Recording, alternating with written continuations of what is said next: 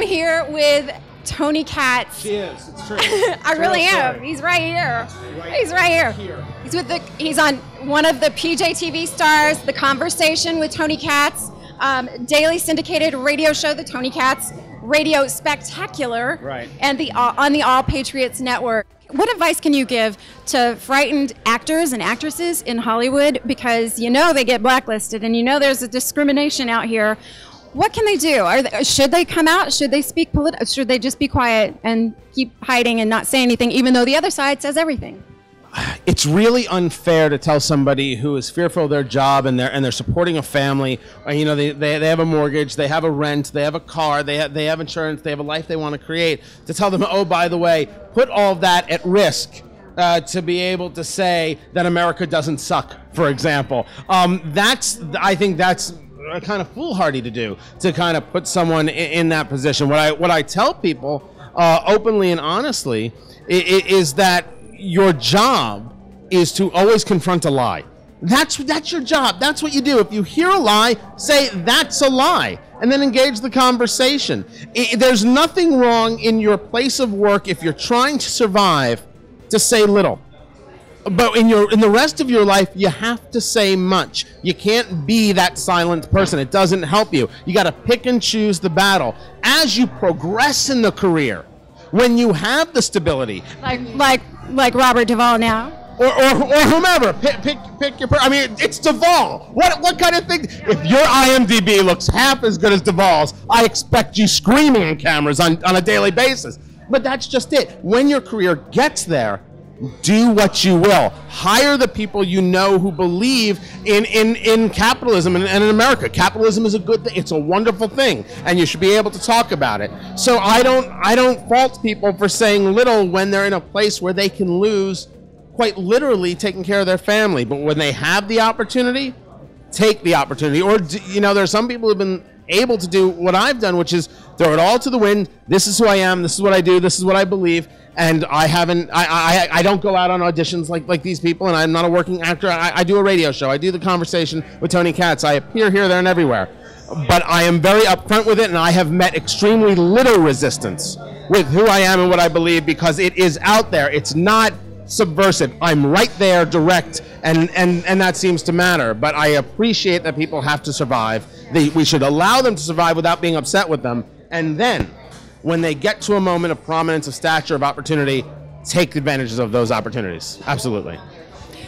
Why is it that they are allowed to say everything they want? They join the hardcore liberals. Well, I mean, pretty much anyone in media. Right. Why is it that their political beliefs are so openly accepted and they can say anything, and we have to just bite our tongues? Well, first of all, I reject the premise wholeheartedly. Their ideas are not openly suggested. Their ideas are spouted by the same group of people who want to hear other people agree with them, so they talk, and they talk openly. But their ideas are universally rejected. You take a look at when the people, for example, take the issue of gay marriage, for example, which they have somehow made a liberal issue. I personally believe government should be out of marriage altogether. But when it's given to state legislatures to bring it through, they vote it through. But when the people get to vote, in every single state it's been brought to a vote by the people, it's always turned down. So the idea that their premise, that somehow what they say is acceptable is real, that's not real. That's someone's food is ready, if someone could get that. That's not true. That is not real. That is a falsehood put forth by a leftist media, that somehow they're right. When you hear Harry Reid talk about the fact that the Tea Party are the extremists, he's the one who is such a minion of President Obama, he won't bring him legislation because he won't force President Obama, his boss, to vote yes or no on something, to write his name or to stamp it with a veto. Won't put him in the position to do his damn job. That's the guy determining for me what is and isn't correct. Forget that. It's not okay to tell someone to be in that position, to risk it all. You can't do that. When they have a life, they have people they have to take care of.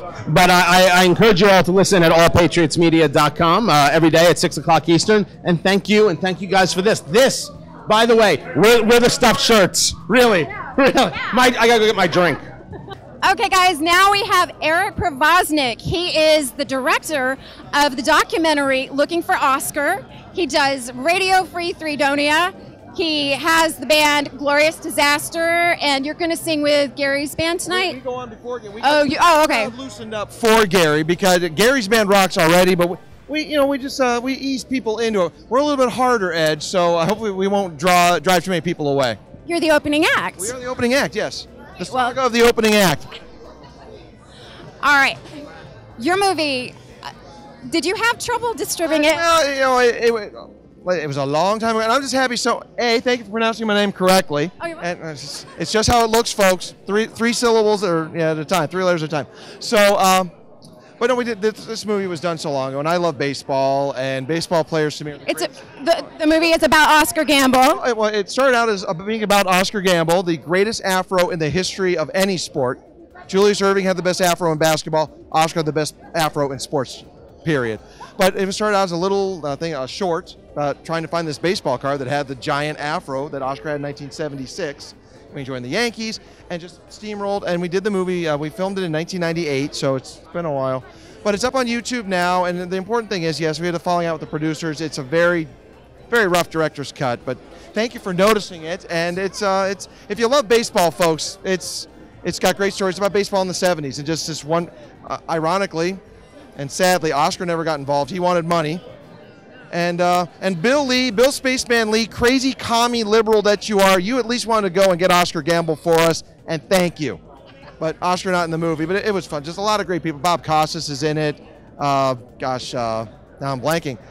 Bill Lee, Bill Spaceman Lee, Fergie Jenkins, Hall of Famer Fergie Jenkins, director of, now of course, Cobb, and now I'm blanking, Bull Durham. Ron Shelton's in it. A lot of great people from the 70s. The guys who are just under the radar, the not so popular guys, the B players. I love B players. You know.